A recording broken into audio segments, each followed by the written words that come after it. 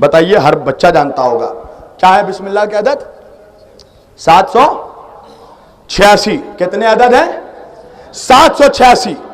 اور سے کیوں اتنی میں تو قرآن کا داعی ہوں، رسول اللہ کا وارث صحابہ کا سپاہی ہوں، مجھے ہے کفر سے نفرت۔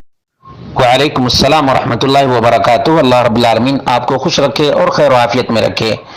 آپ کا سوال 786 کے سلسلے میں تھا۔ بہت سے لوگ ایسا نوٹ پاتے ہیں تو فوراً جیب میں رکھ لیتے ہیں، اور لوگ گھروں میں بھی 786 گاڑیوں میں بھی لگاتے ہیں۔ تو اس کی کیا حقیقت ہے؟ حقیقت یہ ہے کہ یہ حروف ابجدیہ کے نمبر ہیں جو شرعی نقطۂ نظر سے بالکل ہی غلط۔ یہ نمبر کیسے ہیں؟ بالکل غلط ہے۔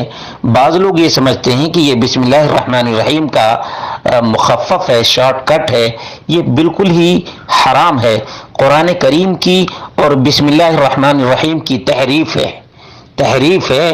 آپ سوچ لیجئے کہ کوئی آدمی جب بسم اللہ الرحمن الرحیم کا نمبر 786 نکالتا ہے تو کل الحمدللہ رب العالمین الرحمن الرحیم پوری سورہ فاتحہ کا بھی نمبر نکال کر کے فاتحہ نہ پڑھے اور نمبر ہی بول دے تو کیا اس کے لیے سورہ فاتحہ کا اجر و ثواب ملے گا؟ یقیناً نہیں ملے گا۔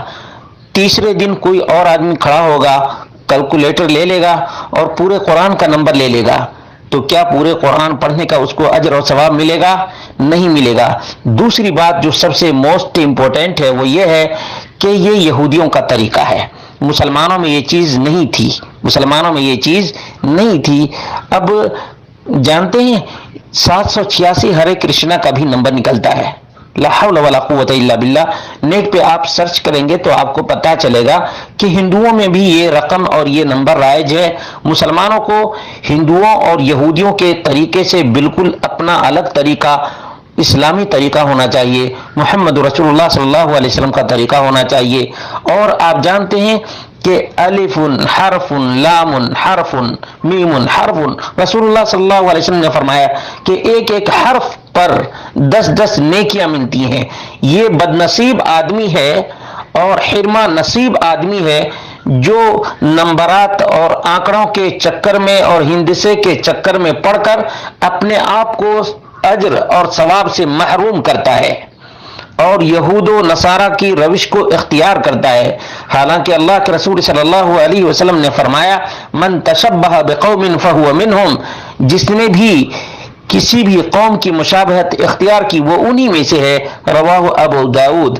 اسی طرح سے اللہ کے رسول صلی اللہ علیہ وسلم نے فرمایا، اور قرآن کریم میں بھی سورۃ المائدہ میں اس بات کا ذکر ہے وَمَن يَتَوَلَّهُم مِّنكُمْ فَإِنَّهُ مِنْهُمْ، تم میں سے جو شخص بھی یہود و نصارہ سے محبت کرے گا، ان سے دوستی کرے گا، انہی میں سے وہ ہوگا، فَإِنَّهُ مِنْهُمْ، انہی میں سے۔ اب یہودی کا طریقہ نمبر نکالنا اور نمبر کو باعث اجر و ثواب اور باعث حفاظت سمجھنا، یہ پروٹیکشن کے لیے، اور اس کے بارے میں یہ عقیدے رکھنا سراسر گمراہی اور ضلالت ہے۔ قرآن کریم کی تحریف ہے، بسم اللہ کی بھی تحریف ہے، اور باب الشر یعنی فتنے کا دروازہ یہ کھولتا ہے۔ اس لیے اس نمبر سے تمام مسلمانوں کو بچنا چاہیے اور نمبر کو بسم اللہ الرحمن الرحیم کا اصل نہیں سمجھنا چاہیے، بلکہ بسم اللہ الرحمن الرحیم ہی رہے گا۔ آج بہت سے لوگ کہتے ہیں کہ کہیں کوئی بے حرمتی نہ کر دے۔ اس میں کون سی بے حرمتی ہے؟ اللہ کے رسول صلی اللہ علیہ وسلم نے قیصر و کسریٰ کے پاس خطوط ارسال فرمائے اور رسول اللہ صلی اللہ علیہ وسلم نے اس میں بسم اللہ الرحمن الرحیم لکھا۔ سلیمان علیہ الصلوۃ والتسلیم کا ذکر قرآن کریم کے اندر ہے۔ قرآن کریم میں اللہ رب العالمین نے سلیمان علیہ الصلوۃ والتسلیم کے اس میسج اور اس لیٹر کا ذکر کیا ہے جس میں سلیمان علیہ الصلوۃ والتسلیم نے بسم اللہ الرحمن الرحیم لکھا، اور کافرہ مشرکہ شمس سورج کی پوجا کرنے والی عورت کے پاس بھیجا۔ ان کا کیا بگڑا؟ सुलेमान अलैहिस्सलातु व तस्लीम का क्या गया। रसूलुल्लाह सल्लल्लाहु अलैहि वसल्लम ने कुफ्फार के पास जो लेटर लिखा उसमें बिस्मिल्लाहिर्रहमानिर्रहीम लिखवाया, तो उसमें रसूलुल्लाह सल्लल्लाहु अलैहि वसल्लम का क्या बिगड़ा। आज मुसलमान के पास 786 लिखता है। भला बताइए कि ये इस्लाम का कौन सा तरीका है जिसमें ये 786 आया है। कुरान में कहां लिखा हुआ है कि ये 786 नंबर की कोई वक़ात और कोई अहमियत है।